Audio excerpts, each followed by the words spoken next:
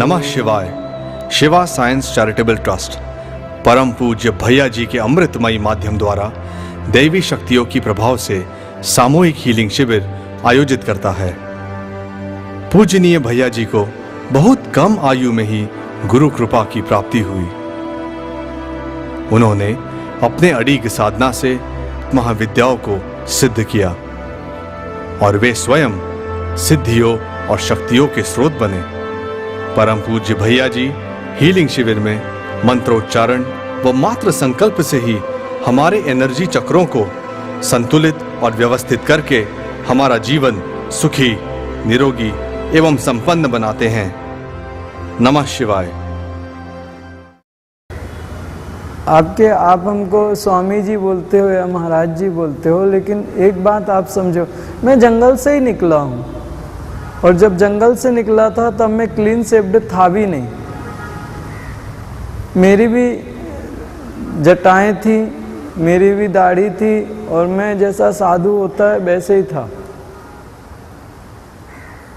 लेकिन आपके समाज में आके मैंने साधुओं की कितना सम्मान होता है वो देखा। मैंने जंगलों में जो तपस्या की है उसका मैं अपमान नहीं चाहता था, इसलिए सिंपल हो गया।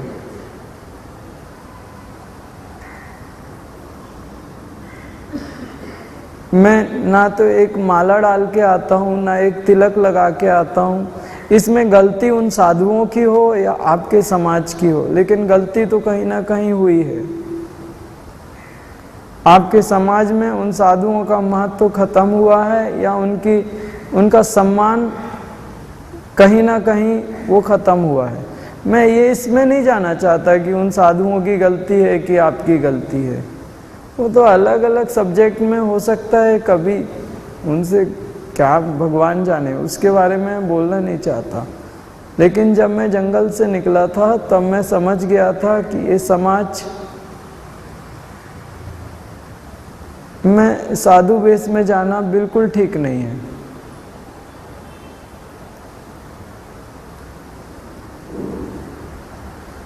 और मैं आपको सत्य बताता हूँ, मुझे वो वेश त्यागने में बहुत पीड़ा भी हुई थी, लेकिन मुझे इस समाज में कार्य करने थे, इसलिए मुझे आना पड़ा। इसलिए मैं आप लोगों से एक प्रार्थना करता हूँ कि मैं सिंपल से वेश में आता हूँ। आप मुझे ना तो स्वामी जी बनाओ, ना तो महाराज जी बनाओ, सीधा सा एक भाई जी कर लो या आप जो भी बोलना चाहो। मुझे वो नहीं बनना जिसमें विवाद खड़े होते हों। जिस व्यवस्था में विवाद आ जाए, जिस व्यवस्था में अपने मन का आनंद नष्ट होने लगे, जिस व्यवस्था में लड़ाई झगड़े आने लगे, वो व्यवस्था ही क्यों स्वीकार करनी चाहिए।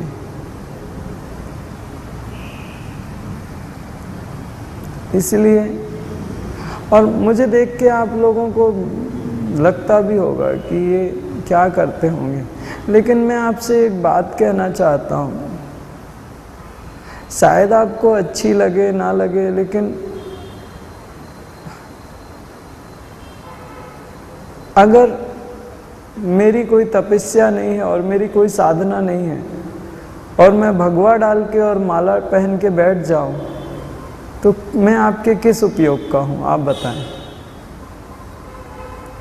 मैंने कोई तपस्या नहीं की, मेरे पास कोई सामर्थ्य नहीं है, मेरे पास परमात्मा की कोई कृपा नहीं है, और मैं भगवा पहन के और तिलक लगा के बैठ जाऊं तो आपके किस उपयोग का हूँ उपयोग का? स्वाभाविक सी बात। आप किस लिए आते हैं मेरे पास? आप इसलिए आते हैं कि आपके जीवन में आप जो कंट्रोल नहीं कर पा रहे उसको कहीं ना कहीं रिलैक्सेशन वहाँ आपको चाहिए। और आप इसलिए मेरे पास आते हैं कि शायद मैं उन शक्तियों से परिपूर्ण हूँ और अपनी शक्तियों से आपके जीवन को सुखी कर सकता हूँ, शरीर को। अब उसमें एक चीज और है, या तो मैं बिना तपस्या के भगवा पहन के आ जाऊं, या तो मैं उस परमात्मा की शक्तियों से परिपूर्ण रहूं और सादे वेश में आऊं, सिंपल में आऊं। आप परमात्मा की कृपा के लिए आते हैं। परमात्मा की कृपा जिसके अंदर हो वो आपके लिए आदरणीय है। वो चाहे भगवा पहने हो, चाहे दिगंबर हो, चाहे वो राजा के वेश में हो। महत्वपूर्ण बात एक है कि उसके अंदर परमात्मा जागृत है। महत्वपूर्ण ये नहीं है कि उसने वस्त्र क्या पहने हैं, महत्वपूर्ण ये नहीं है कि वो दिखता कैसा है, महत्वपूर्ण ये नहीं है कि वो किन व्यवस्थाओं में आपके पास आया है। महत्वपूर्ण ये है कि उसके अंदर परमात्मा जागृत है और परमात्मा की दिव्य शक्तियाँ उसके अंदर पूर्ण रूप से जागृत है। जिसकी आपको आवश्यकता है वो उसके पास है। महत्व की बात ये है। इसीलिए मैं आप लोगों से यही कहना चाहता हूँ। लोग मेरे को देख के कंफ्यूज तो होते हैं और होना भी चाहिए, क्योंकि जब वो किसी साधु के बारे में सोचते हैं तो वो, आपने भी जो लोग फर्स्ट टाइम आए हैं आपने सुना होगा तो आपने सोचा होगा कोई भगवा भगवा पहन के, अगर आपको किसी ने बताया नहीं होगा तो आपने सोचा होगा कोई भगवा भगवा पहन के कोई प्रभावशाली महाराज आएंगे, उनके आगे पीछे 2-4 लोग सेवाधारी होंगे, बड़ा उनका टीम टाम होगा और वो बड़े अच्छे उस मतलब ऐसे दिखावा होगा उनका। और जब आप मुझे देखते हैं आपको लगता है ये क्या करेगा। और एक बार तो बड़ा गजब हो गया मित्रा, आपके गोवा में जो पहले क्या होता था, हमारे शिविर होते थे 6-6 दिन की, आज से 4-5 साल पहले। तो आपके यहाँ के गोवा के कोई पॉलिटिशियन थे, उनके घर में तो क्या होता था, उनके घर में हमारे रुकने की व्यवस्था की गई। तो बड़े पॉलिटिशियन थे और उनका कोई फैक्ट्री वैक्ट्री भी था, बड़ा बहुत मतलब रिच पर्सन थे और रेपुटेड, बड़े अच्छे, बहुत अपन जिन लोगों को कहें कि बहुत बड़े लोग हैं वो। तो उस समय में बड़े सिंपल वेश में एक पजामा पहन के और सीधी सादी भाषा एक सफ़ेद सी कुर्ता और पजामा पहन के, बाल बिखरे थे, दाढ़ी बढ़ी हुई थी। तो उस अवस्था में मैं वहाँ बैठा था और वो आए मुझसे मिलने, तो उनके साथ पूरा लाव लश्कर, और हमारे साथ भी 8-10 लोग तो रहते ही थे, 6-8 लोग। तो उनके साथ भी उनके पूरे लाव लश्कर आए और हमारे, तो हमारा एक सेवाधारी था, वो ज़रा मोटा मोटा बिल्कुल बाबा जैसा लगता था, वो उसकी तोंद बोंद भी निकली थी अच्छी, मोटा भी था। और तो वो सेवाधारी था, हमारे आगे आगे चलता था वो, कि मतलब कोई भी काम होता था तो वो हमें रास्ता तो वो जब आए तो वो सब सेवाधारी आगे गए, तो वो उन्होंने सोचा यही महाराज जी है। तो उन्होंने बड़ा अच्छा वो उनका फूलों का गुलदस्ता लेके आए थे। बोले भैया जी, बोले नहीं हम भैया जी नहीं हैं, और वो वहाँ से खिसक गया हमारा सेवाधारी। और मैं दुबला पतला सा उसके पीछे, जब वो अलग हुआ तो मैं दिखा, वो खड़ा था, उसका पर्सनालिटी इतना था, पर्सनालिटी नहीं कहेंगे उसको, पर्सनालिटी कहेंगे, 100 की सेंचुरी को क्रॉस किया था। तो उसका पर्सनालिटी जब खिसका तो उस पर्सनालिटी के पीछे से एक छोटी सी पर्सनालिटी